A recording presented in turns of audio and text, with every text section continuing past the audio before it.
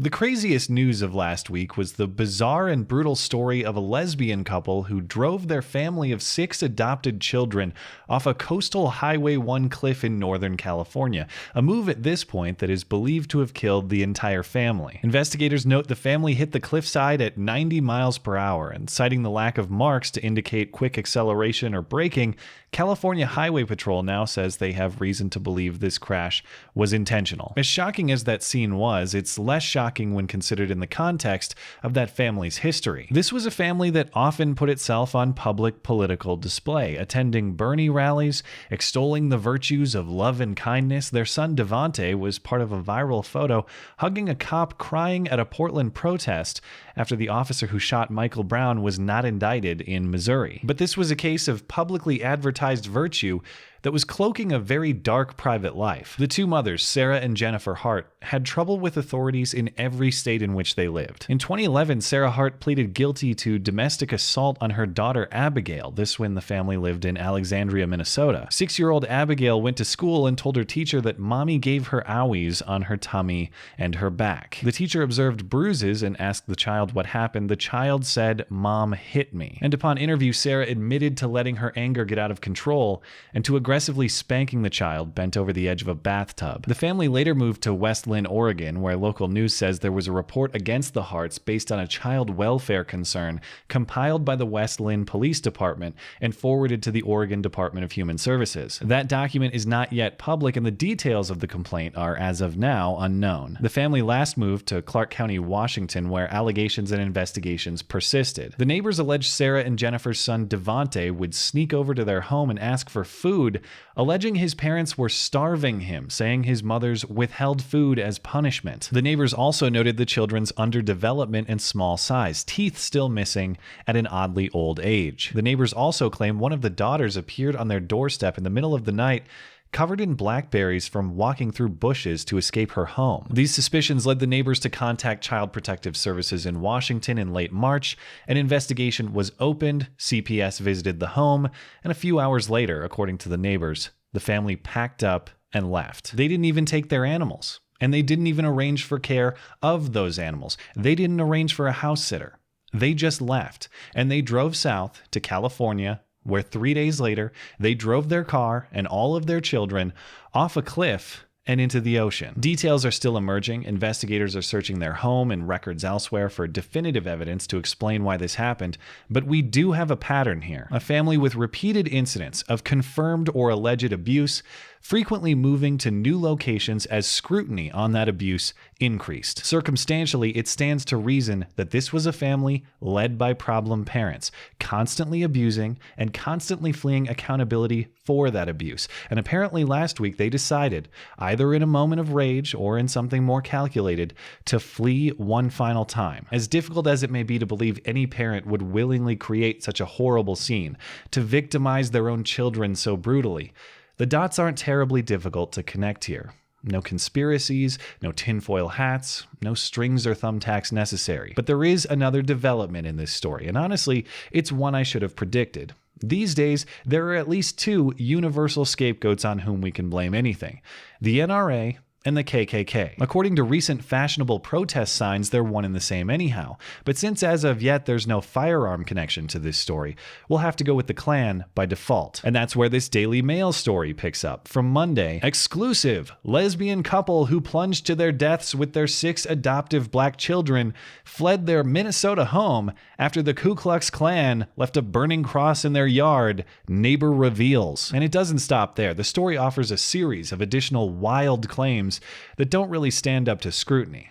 Let's have a look in sequence. The lesbian couple who died alongside at least 3 of their adopted children when their truck inexplicably drove off a California cliff had fled their former home after being targeted by the Ku Klux Klan, it has been claimed. Married Jennifer and Sarah Hart, both 38, were living in Alexandria, Minnesota when they and their African-American youngsters allegedly became a target of the hate group, leaving them terrified for their lives. The group left a burning cross on the family's front yard, a tactic synonymous with the Klan, to scare and intimidate them into leaving the area, according to former neighbor Eric Cedarquist. Okay, well, that would probably be some significant news. What's the evidence here? Do you have a story to link? Is there a photo or a video or even a witness maybe? Nope, it's just what that neighbor guy says. And it's not even a neighbor from the scene in question in Minnesota. It's a neighbor in Oregon. Says that neighbor, quote, "They told my wife about some trouble they had back in Minnesota. It was from a hate group, which sounded to me a lot like the Ku Klux Klan. They had a burning cross in their front yard, and that's why they moved away from that area." So we're just going to report this as true based on something some guy heard about something that allegedly happened 1,600 miles away several years ago from two highly questionable sources. If this cross-burning happened, you'd expect it to be news. You'd expect an investigation, since presumably this would be at least criminal trespassing. You would expect widespread public condemnation of such an act. Yet there is no record of any sort of this incident. And I looked. According to Mike.com and the Southern Poverty Law Center, two sources inclined to over-report, not under-report, there aren't even any known KKK groups in the entire state of Minnesota. The only evidence here is what these women told this neighbor. And based on the rest of this story, I am not inclined to believe these women's claims of racial hostility and attacks. They made a series of similar claims, all of which are very difficult to believe, and at least one of which is an outright lie. According to that same neighbor, the family left Oregon for Washington last May after finding posters pinned to a telephone pole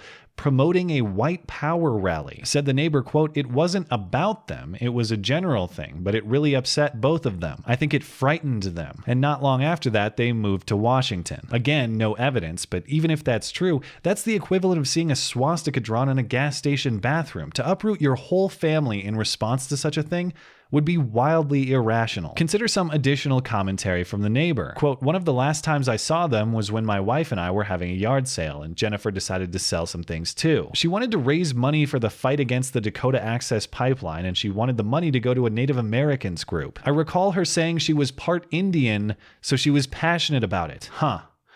Must have been that Warren tribe, I guess. Consider the outright lie these women told their neighbors in Washington about the supposed racial bullying of their children at their previous residence in Oregon. Said the neighbor, quote, "One time, a lie, they said they had pulled the kids out of school in West Lynn because one of the children was being bullied. Only we find out later the kids were taught at home. They didn't go to school." I asked Jennifer why, and she replied, quote, "We're two white women, lesbians, with 6 black kids, so..." Well, hold on now. I thought it was one white woman and her squaw wife. And despite all the inconsistencies, despite these outright lies, these neighbors still try to give the women credibility. Regarding the flyer the women claim they saw in Oregon, says the neighbor, quote, "Being the non-traditional family that they were, they could have felt like they were being targeted by those kind of people for sure." You know what was really non-traditional about this family? That they beat and starved their children. This wasn't a family being targeted by racism. This was a family obsessed with cultivating victimization. This was not a family victimized everywhere they went. This was a family who compulsively manufactured victimhood as a cover for their actual victimization of their own children. They were not fleeing persecution. They were fleeing accountability. Did the racists make them hit their daughter? Did the racists make them starve their son? Did the racists push the gas pedal to the floor that launched them to their cruel, selfish, child-abusing demise? No. And even if these racism allegations were substantiated, and they aren't, that racism would be a secondary evil, and a distant secondary, to the primary evil of these awful women and their abuse of their children. I wish I could laugh more at the absurdity of this Daily Mail story, and it is superficially funny, scrambling preposterously to blame the KKK for something entirely unrelated. But when you think about it, it shows how far we can go to preserve a narrative and blame a fashionable scapegoat, no matter how flimsy the evidence. We shouldn't protect these women from criticism or scrutiny. Their multiculturalism and non-traditional orientation aren't the story here. The story is that they were two awful parents who shouldn't have been trusted with custody of themselves, let alone custody of 6 innocent children now robbed of their futures. Focus anywhere else is a disservice to those kids and any future kids in a similar scenario. Thanks as always for listening and for supporting this channel. Always appreciate that thoughtful discussion down below, and especially over on Twitter. That is at ML Christiansen. You're always welcome to come hang out and chat in my live streams. Those are linked down in the description. Looking forward to it. Goodbye.